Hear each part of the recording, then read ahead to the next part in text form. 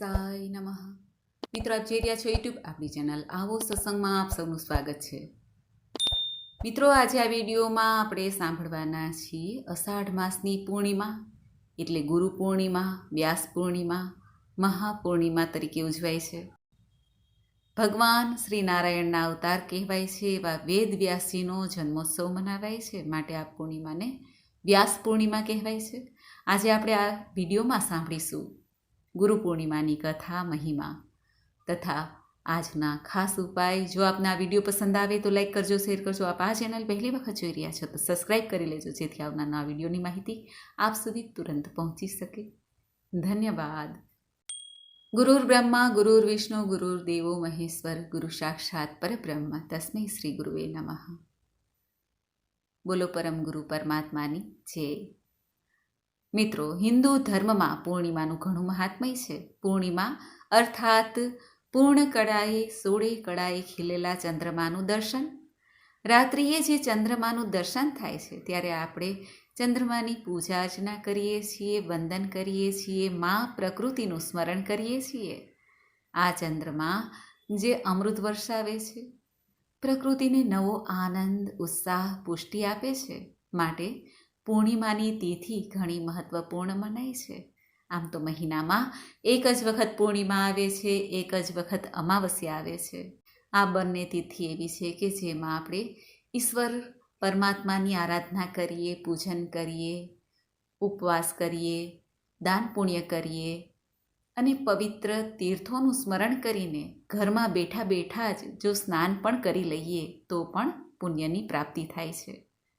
એમાંય ખાસ કરીને આ અષાઢ માસની પૂર્ણિમા એટલે અજ્ઞાન અંધકારને દૂર કરનાર પૂર્ણિમા છે, ગુરુ પૂર્ણિમા છે. ગુરુજનોની સેવા, ઉપાસના થાય છે.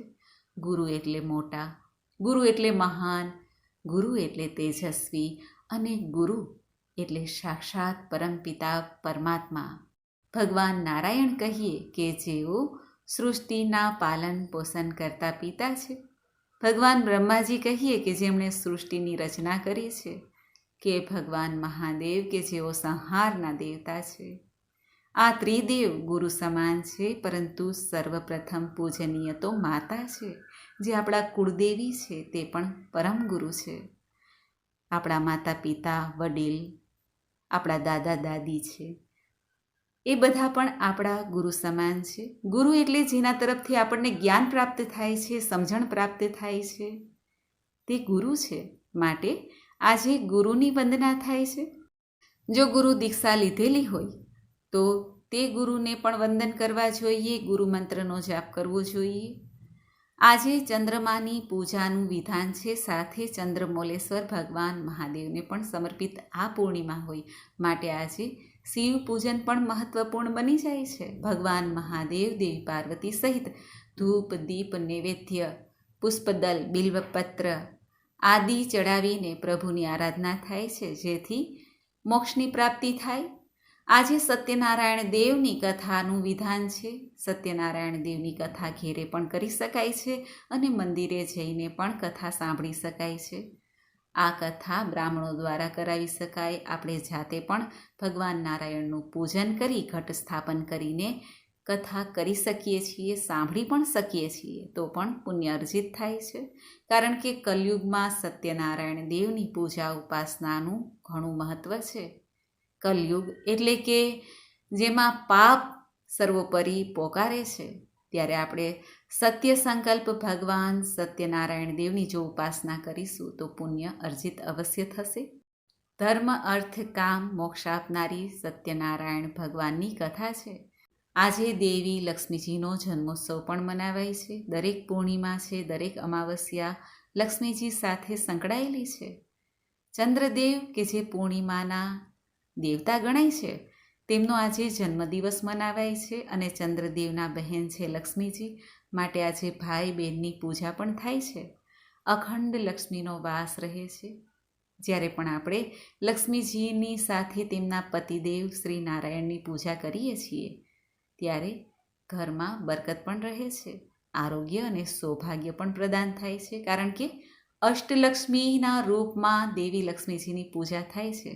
જેમાં સૌભાગ્ય લક્ષ્મી, સંતાન લક્ષ્મી, આદિ લક્ષ્મી, ધાન્ય લક્ષ્મી, આ રીતે વિવિધ લક્ષ્મીજી આપણને સૌભાગ્ય સુખ આપે છે. આજે જ્યારે ચંદ્રોદય થાય છે ત્યારે ચંદ્ર પૂજન થાય. જો આકાશમાં વાદળછાયું વાતાવરણ હોય, વર્ષા ઋતુની સિઝન છે અને ચંદ્ર દર્શન ન થાય તો પણ જ્યારે ચંદ્ર ઉદય થાય તે સમયની આસપાસ ચંદ્રદેવનું સ્મરણ કરી લેવું જોઈએ અને ત્યારબાદ વ્રત ખોલી શકાય છે. પૂર્ણિમાનું વ્રત તે એક ટાઈમ ભોજન લઈને કરી શકાય છે અને ઉપવાસ પણ કરી શકાય છે. જે રીતે આપણે મનમાં સંકલ્પ કર્યો હોય એ રીતે આજે વ્રત કરવું. વ્રત ન થાય તો પણ ચિંતા ન કરવી, આપણે ઈશ્વરની નજીક રહીએ.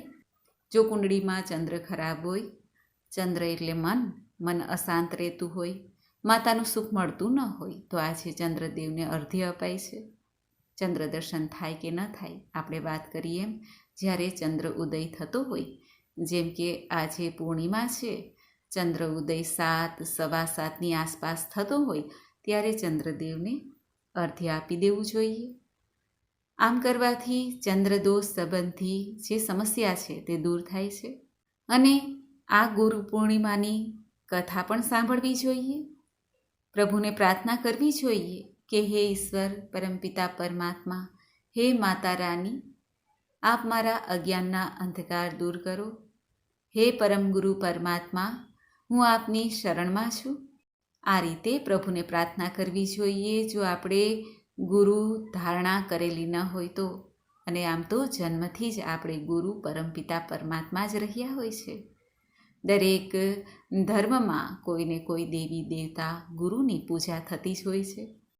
આપણે હિન્દુ ધર્મમાં 33 કોટી દેવતાનો વાસ મનાય છે, તેમની પૂજા થાય છે.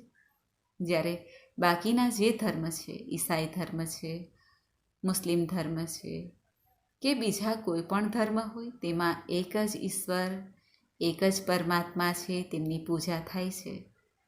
જ્યારે આપણે ઘણા બધા દેવી દેવતાની પૂજા કરીએ છીએ એટલે મન થોડું અશાંત પણ રહે છે. માટે જીવનમાં આજથી જ સંકલ્પ કરવો કે કોઈ એક જ દેવી દેવતાને ઈષ્ટદેવ માનવા અને તેમની આરાધના કરવી, જેથી મનમાં એકાગ્રતા જળવાઈ રહે.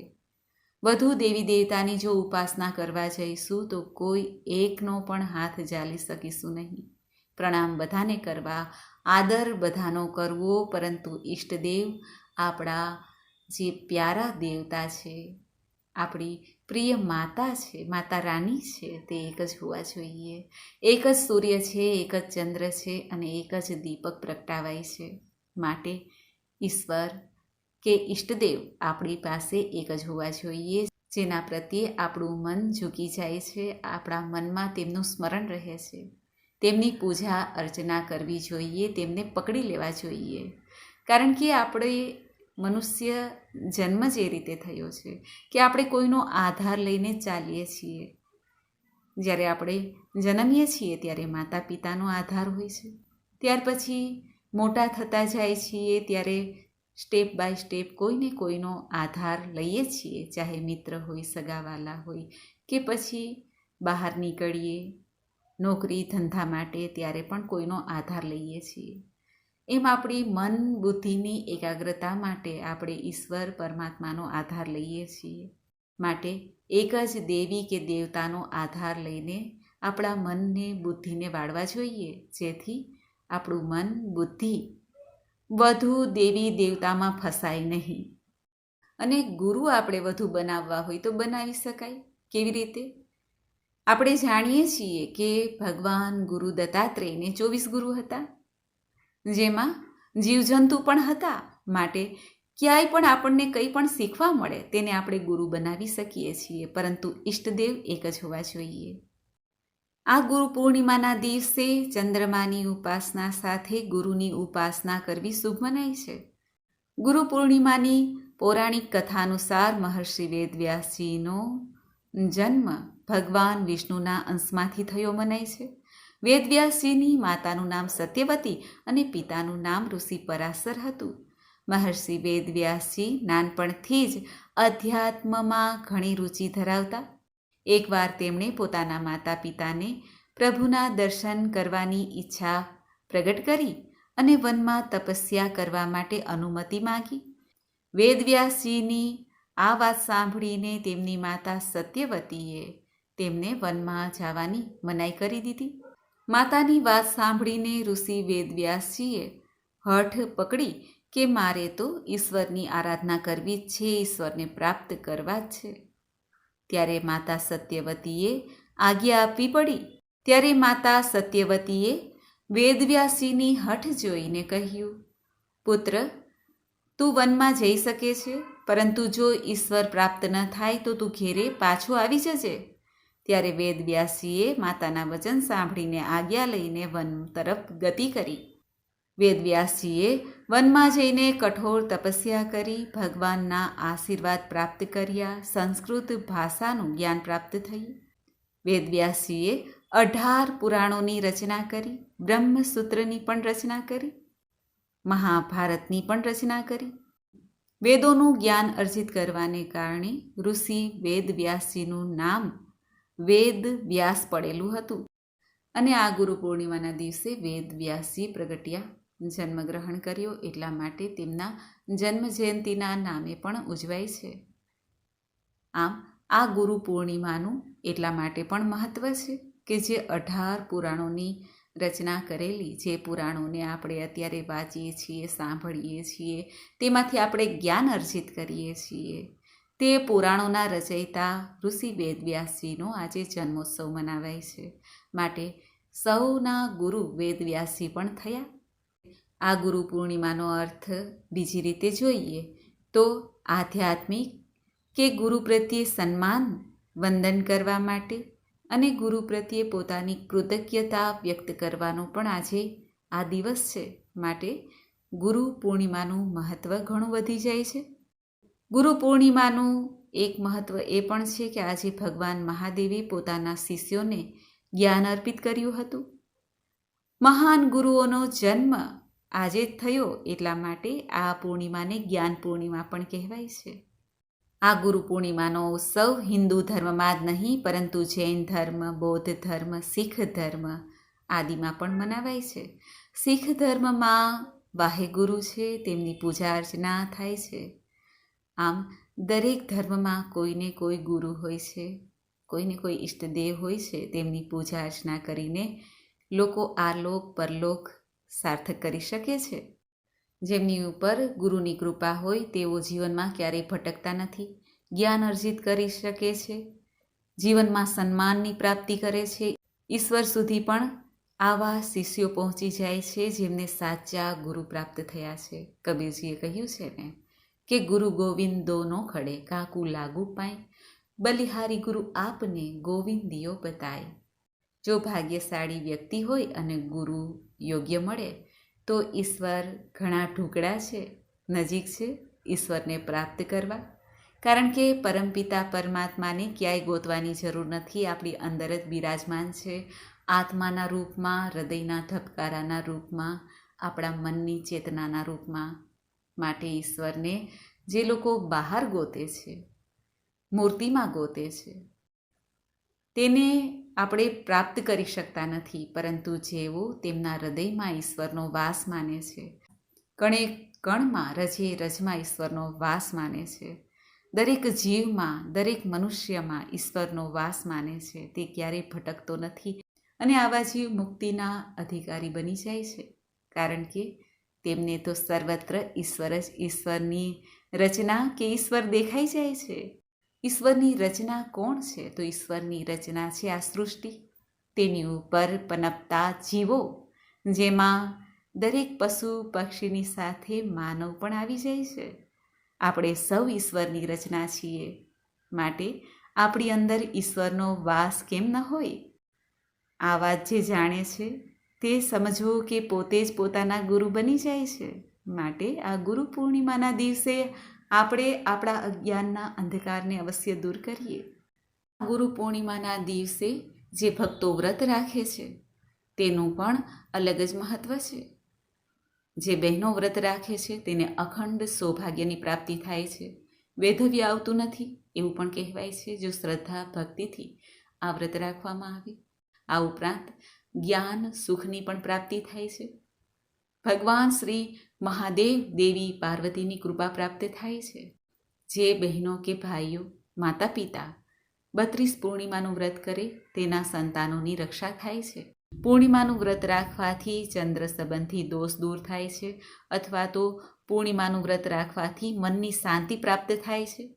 પૂર્ણિમાના દિવસે તીર્થોમાં જઈને સ્નાન, દાન, જપનો પણ ઘણો મહિમા છે. પરંતુ અત્યારે ચોમાસાની ઋતુ હોય, વધુ પડતા તીર્થસ્થાન કે બહાર જવું યોગ્ય ગણાતું નથી. એટલા માટે ઘેરે રહીને પ્રભુ ભક્તિ કરવી ઉત્તમ છે.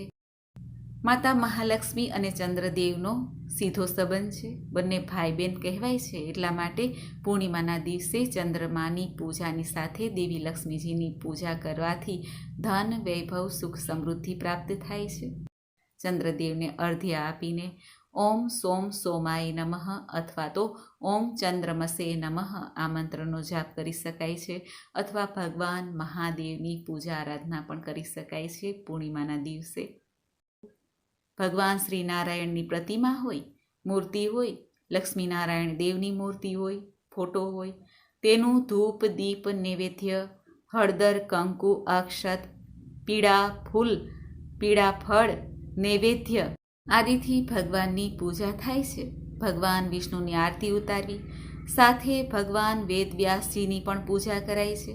વેદવ્યાસજીનો ફોટો હોય તેને પણ વિરાજિત કરાય છે, અથવા ભગવાન શ્રી વેદવ્યાસજીનું સ્મરણ કરવું, જેઓ જ્ઞાનના દાતા હતા. ગુરુ પૂર્ણિમાના દિવસે પીપળાના વૃક્ષનું પૂજન કરાય છે, દીપદાન કરાય છે. તુલસી માતાની સવાર સાંજ ધૂપ, દીપ, નૈવેદ્ય આદિથી પૂજન થાય છે. ઘરમાં કોઈ બાધા હોય અથવા સૂતક હોય, બહેનો માસિક ધર્મમાં હોય તો પણ પૂર્ણિમાનું વ્રત કરી શકાય છે. પૂજા ન કરવી. બહાર ગામ જવાનું થાય તો પારકા અન્નનો ત્યાગ કરવો. પૂર્ણિમાના દિવસે બની શકે તો સાત્વિકતા રાખવી, વ્યસનનો ત્યાગ કરવો.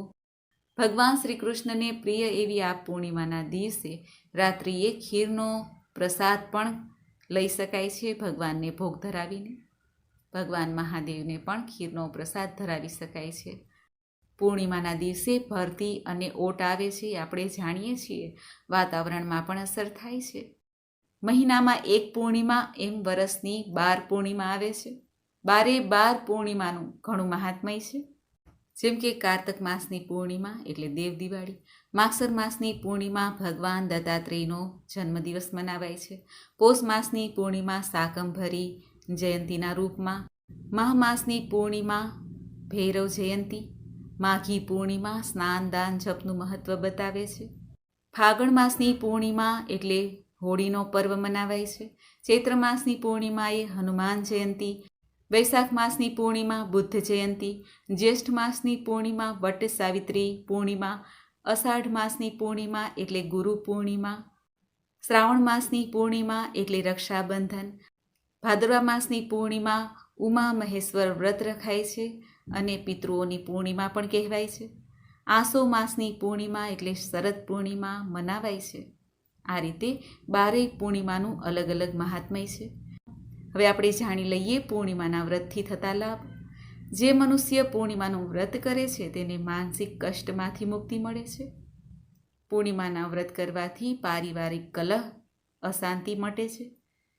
પૂર્ણિમાના વ્રત કરવાથી ચંદ્ર પીડિત હોય, દૂષિત હોય તે સમસ્યામાંથી મુક્તિ મળે છે. પૂર્ણિમાના દિવસે ભગવાન મહાદેવની પૂજા અર્ચના કરવાથી બીમારીમાંથી મુક્તિ મળે છે. પૂર્ણિમાનું વ્રત કરવાથી માનસિક ચિંતા મટે છે. પૂર્ણિમાના વ્રત કરવાથી વૈવાહિક જીવનમાં સુખ પ્રાપ્ત થઈ શકે છે. પૂર્ણિમા તિથિ એવી છે કે જેમાં અમુક શુભ કાર્ય કરીએ તો પણ લાભ પ્રાપ્ત થાય છે. પૂર્ણિમાના દિવસે હોમ હવન કરીએ તે તો શુભ મનાય છે, ધાર્મિક કાર્ય છે. પરંતુ લૌકિક કાર્ય, વિવાહ સંબંધી કાર્ય કરીએ તો પણ શુભ મનાય છે.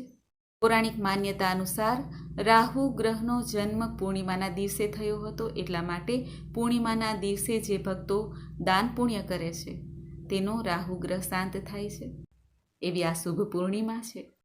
તો આવો આપણે સાંભળીએ આ શુભ પૂર્ણિમાની વ્રત કથા.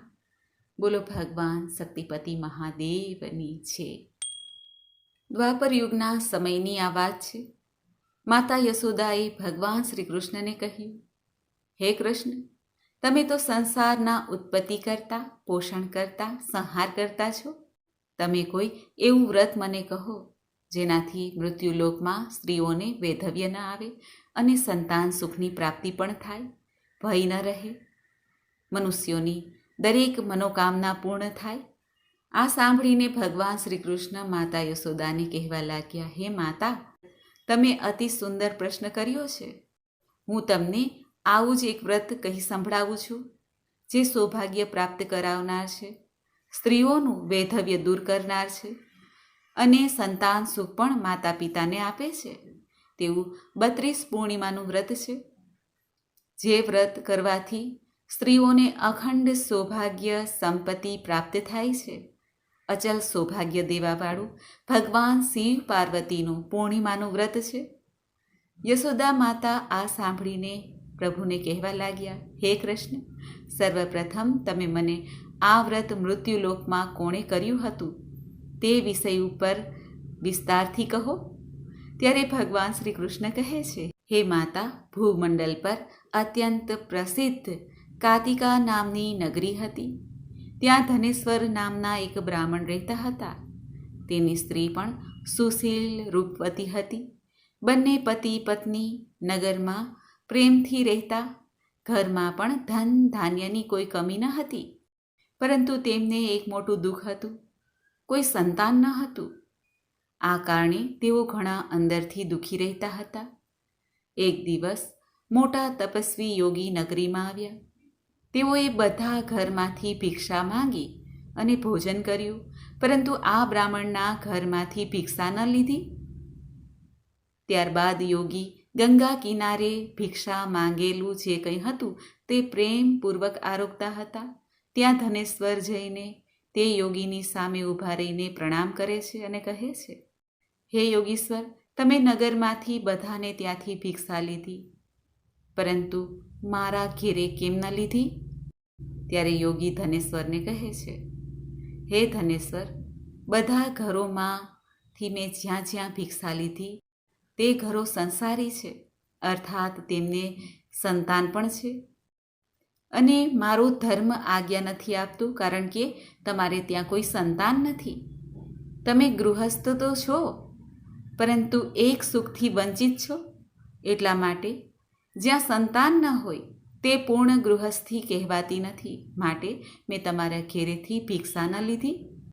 આમ કરવાથી મને પણ પાપનો ભય લાગે છે. ધનેશ્વરે જ્યારે યોગીની આ વાત સાંભળી ત્યારે તેઓ મનથી ઘણા દુઃખી થયા અને હાથ જોડીને યોગીને કહેવા લાગ્યા, હે યોગીજી, તમે મારા દુઃખને દૂર કરવાનો કોઈ ઉપાય બતાવો. મને સંતાન પ્રાપ્ત થાય એવું કંઈક કહો. તમે સર્વજ્ઞ છો, તમે મારી ઉપર કૃપા કરો. ધનની મારા ઘરમાં કોઈ અછત નથી, પરંતુ સંતાન ન હોવાને કારણે અમે પતિ પત્ની બંને દુઃખી રહીએ છીએ. આ સાંભળીને યોગીએ કહ્યું, હે બ્રાહ્મણદેવ, તમે પતિ પત્ની બંને શિવ પાર્વતીની આરાધના કરો, પૂર્ણિમાનું વ્રત કરો. આ વ્રતથી તમામ દુઃખ દૂર થાય છે, મનોકામના પૂર્ણ થાય છે. ત્યારે ધનેશ્વરે ઘેરે આવીને યોગીની બધી વાત પત્નીને કહી સંભળાવી અને શિવ પાર્વતીની આરાધનામાં લીન થયા. ઉપવાસ શરૂ કરી દીધા. 16મા દિવસે ભગવાન શિવ પાર્વતી પ્રસન્ન થઈને દર્શન દીધા અને કહ્યું, હે ધનેશ્વર, તારે સંતાન અવશ્ય થશે, પરંતુ તેનું આયુષ્ય 16 વર્ષનું જ હશે. જો તમે પતિ પત્ની બંને 32 પૂર્ણિમાનું વ્રત કરો તો તમારું સંતાન દીર્ઘાયુ થઈ જશે. જેટલું તમારામાં સામર્થ્ય હોય એ પ્રમાણે શિવ મંદિરમાં જઈને પૂર્ણિમાના દિવસે દીવા પ્રગટાવજો. લોટના કોળિયામાં એ દીવા પ્રગટાવતા રહેવા. જેમ જેમ પૂર્ણિમા કરતા જાઓ તેમ તેમ તે દીવાની સંખ્યા વધતી જાય. 32 પૂર્ણિમાના દિવસે 32 દીવા પ્રગટાવજો. આમ કરવાથી તમારું દુઃખ દૂર થશે અને તમારા સંતાનનું આયુષ્ય પણ વધશે. માતા પાર્વતીએ કહ્યું, હે ધનેશ્વર, જ્યારે તમે સવારે ઉઠશો ત્યારે અહીં એક આંબાનું વૃક્ષ હશે. ત્યાંથી એક ફળ લઈને તમે તમારી પત્નીને ખવડાવી દેજો, જેથી તેને ગર્ભ રહેશે. ધનેશ્વર અને તેની પત્નીએ પ્રણામ કર્યા. ભગવાન શિવ પાર્વતી અંતર ધ્યાન થઈ ગયા. સવાર પડતા ધનેશ્વરે જોયું તો સામે એક આંબાનું વૃક્ષ હતું. વૃક્ષ ઘણું ઊંચું અને મોટું હતું. તેને ચિંતા થવા લાગી. ત્યારે તે ભગવાન શ્રી ગણેશની ઉપાસના કરવા લાગ્યા અને કહ્યું, હે દયાનિધે, તમે ભક્તોના વિઘ્નનો નાશ કરવાવાળા, મંગલ કાર્ય કરવાવાળા, દુષ્ટોનો નાશ કરવાવાળા, રિદ્ધિ સિદ્ધિ આપનાર દેવતા છો. હે પ્રભુ, મને એટલું બળ આપો કે મારી મનોકામના પૂરી કરી શકું. ત્યારબાદ તે વૃક્ષમાંથી એક ફળ તોડીને તે પોતાની પત્ની પાસે પહોંચ્યો. પોતાની પત્નીને તેણે તે ફળ જે ભગવાન શિવ અને પાર્વતીએ કહ્યું હતું એ પ્રમાણે ખવડાવી દીધું. ફળને આરોગતા જ અમુક સમય થતાં તે ગર્ભવતી થઈ. દેવીની કૃપાથી 9 માસ પૂરા થતાં ઘણું સુંદર પુત્રને જન્મ આપ્યો. તેનું નામ રાખવામાં આવ્યું દેવીદાસ. માતા પિતા હર્ષ અને શોક સાથે તે બાળકને મોટો થતા જોવા લાગ્યા. ભગવાનની કૃપાથી બાળક ઘણો સુંદર હતો, સુશીલ હતો, ભણવા ગણવામાં પણ ઘણો હોશિયાર, નિપુણ હતો. મા દેવી પાર્વતીના કહ્યા અનુસાર માતા 32 પૂર્ણમાસીનું વ્રત કરવા લાગ્યા. જ્યારે પોતાનો દીકરો 16 વર્ષનો થવા આવ્યો ત્યારે પતિ પત્ની બંને દુઃખી થવા લાગ્યા કે હવે શું કરશું? 16 વર્ષ પૂરા થતાં તેનું સંતાન મૃત્યુ પામશે. આ તો માતા પિતા માટે ઘણી દુઃખની વાત છે. ત્યારે પતિ પત્ની બંને પોતાના પુત્રનું મૃત્યુ ન થાય એ અર્થે વિચારવા લાગ્યા કે હવે કરવું શું? ત્યારે તેઓ દેવીદાસના મામાને બોલાવીને 1 વર્ષ માટે દેવીદાસને કાશી ભણવા માટે મોકલે છે. મામા ભાણેજ બંને કાશી માટે રવાના થાય છે. આ દરમિયાન પતિ પત્ની બંનેએ 32 પૂર્ણિમાનું વ્રત પૂર્ણ કર્યું. બીજી તરફ મામા ભાણેજ બંને એક ગામમાં રાત વાસો કરવા માટે રોકાયા. તે ગામમાં એક બ્રાહ્મણની કન્યાનો વિવાહ થવા જઈ રહ્યો હતો. તે ધર્મશાળામાં જાનૈયા રોકાયા હતા. ધર્મશાળામાં દેવીદાસ અને તેના મામા પણ રોકાયા. એક બાજુ કન્યાના લગ્ન થવાની તૈયારી હતી, ત્યાં વરની તબિયત અચાનક ખરાબ થઈ ગઈ. ત્યારે વરના પિતાએ પરિવાર સાથે વિચારીને વિમર્શ કરીને કહ્યું કે હે દેવીદાસ, તમે મારા પુત્ર જેવા જ છો. તમે મારા પુત્રની જગ્યાએ આ કન્યા સાથે વિવાહ કરી લો. બાકીના જે કાંઈ કાર્ય હશે લગ્ન બાદના તે હું મારા પુત્ર સાથે પૂરા કરાવી લઈશ, જેથી મુહૂર્ત સચવાઈ રહે. આમ કહીને વરના પિતા દેવીદાસ પાસે કરગરવા લાગ્યા. મામાની પાસે પણ ગયા અને બધી વાત જણાવી. ત્યારે મામાએ કહ્યું કે કન્યાદાનમાં જે કાંઈ મળે તે બધું તમે અમને દઈ દેજો. વરના પિતાએ આ વાતને સ્વીકારી. ત્યારબાદ દેવીદાસનો વિવાહ તે કન્યા સાથે સંપન્ન થયો. આ બાજુ પોતાની પત્ની સાથે ભોજન ન કરવાને કારણે તે વિચારવા લાગ્યો, કોણ જાણે આ કન્યા કોની પત્ની હશે? આમ વિચારીને તેના આંખોમાં આંસુ આવી ગયા. લગ્ન તો થઈ ગયા, પણ તેને ઘણો અફસોસ થયો. ત્યારે કન્યા તેની પાસે આવી અને પૂછવા લાગી કે આપ ઉદાસ કેમ છો? ત્યારે દેવીદાસે બધી વાત તે કન્યાને વિગતવાર કહી સંભળાવી કે વરની તબિયત ખરાબ થઈ ગઈ હતી, એટલા માટે મેં 4 ફેરા તારી સાથે ફર્યા છે. ત્યારે કન્યાને આશ્ચર્ય થયું અને તે કહેવા લાગી કે આ તો ધર્મની વિરુદ્ધ છે. ત્યારે પત્ની કહેવા લાગી કે હવે તમે જ મારા પતિ છો, અન્ય કોઈ સાથે હું જીવન વ્યતીત નહીં કરું. ત્યારે દેવીદાસ કહે છે કે મારું આયુષ્ય ઘણું ઓછું છે, મારા પછી તમારું શું થશે? છતાં પણ તે કન્યા કહે છે, જે હોય તે, હવે તમે જ મારા પતિ છો. તમે ભોજન કરીને આરામ કરો. સવાર થતાં દેવીદાસે તે પોતાની પત્નીને 4 નંગવાળી એક અંગૂઠી આપી અને રૂમાલ પણ આપ્યો અને કહ્યું, હે પ્રિય, આ લો, આ સંકેત સમજો. સ્થિરચિત્ત થઈને તમે મારા મરણ જીવનને જાણી શકશો. એક પુષ્પ વાટિકા બનાવો, તેમાં સુગંધી પુષ્પ આદિ વાવો, પ્રતિદિન જલ સિંચજો અને આનંદથી રહેજો. જ્યારે આ પુષ્પ વાટિકાના પુષ્પ સુકાઈ જાય ત્યારે સમજો કે મારા પ્રાણ જતા રહ્યા છે. અને જો પુષ્પ વાટિકાના પુષ્પ જીવિત રહે, ખીલેલા રહે, તો સમજજો કે હું જીવતો જ છું. આમ કહીને તે ચાલી નીકળ્યા પોતાના મામા સાથે. ત્યારબાદ વર અને બાકીની જે બારાત હતી તે મંડપ પાસે આવી અને કન્યાને જોઈને કહેવા લાગી કે હવે ચાલો. ત્યારે કન્યા કહે છે કે આ મારા પતિ નથી. મારા પતિ તો મને જરૂર લેવા આવશે. મારો વિવાહ આમની સાથે નથી થયો. અને કન્યાદાન સમયે જે આભૂષણ હતા તે આભૂષણ પણ કન્યાએ તેના પિતાને દેખાડ્યા, જેથી બધાને વિશ્વાસ આવ્યો કે જે કન્યા સાથે વિવાહ થયો હતો તે પુરુષ આ નથી. ત્યારબાદ કન્યાની વાત સાંભળીને જાનૈયા અને જાન બધી પાછી વળી અપમાનિત થઈને. ભગવાન શ્રી કૃષ્ણ માતા યશોદાને કહે છે કે હે માતા, દેવીદાસ કાશી ચાલ્યા ગયા. તે સમય વીતવા લાગ્યો.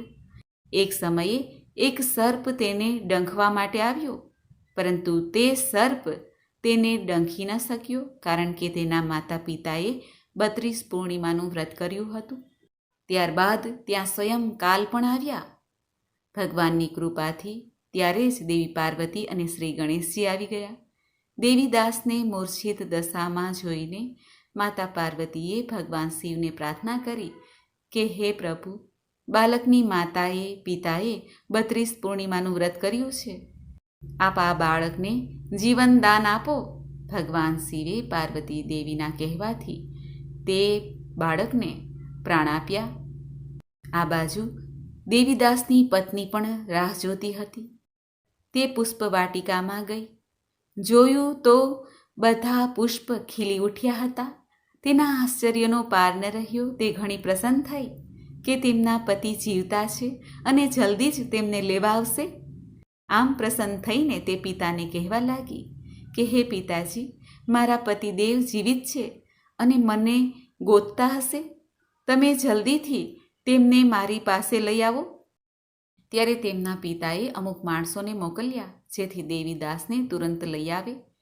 પરંતુ સામે જ દેવીદાસ અને તેના મામા ચાલ્યા આવતા હતા. એ જોઈને બધા પ્રસન્ન થયા. વહુ અને વરની વિદાય થઈ. જ્યારે દેવીદાસ વિદાય પછી પોતાની પત્નીને લઈને મામા સાથે માતા પિતાના ઘેરે આવે છે, ત્યારે માતા પિતાના હરખનો પાર નથી રહેતો.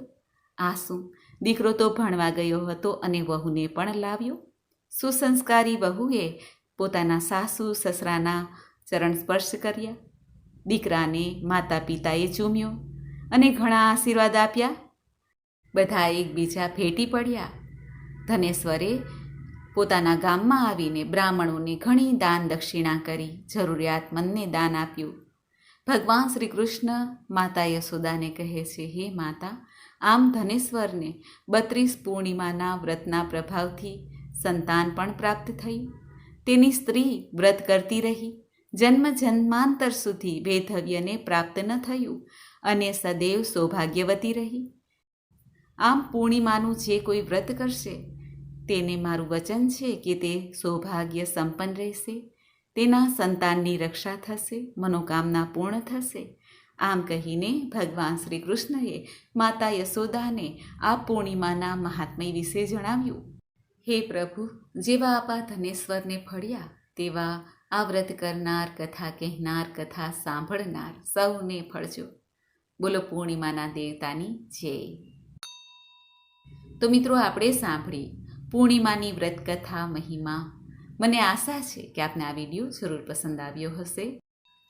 ગુરુ પૂર્ણિમાની સૌ ભક્તોને વધાય શુભકામના, મંગલકામના. ઈશ્વર પરમાત્માની કૃપાથી સૌને સદ્બુદ્ધિ સાંપડે, જીવન મૃત્યુ સફળ થાય. બોલો પરમ ગુરુ પરમાત્માની જય. મિત્રો, મને સાંભળવા માટે ધન્યવાદ. આપ સૌને મારા જય શ્રી કૃષ્ણ.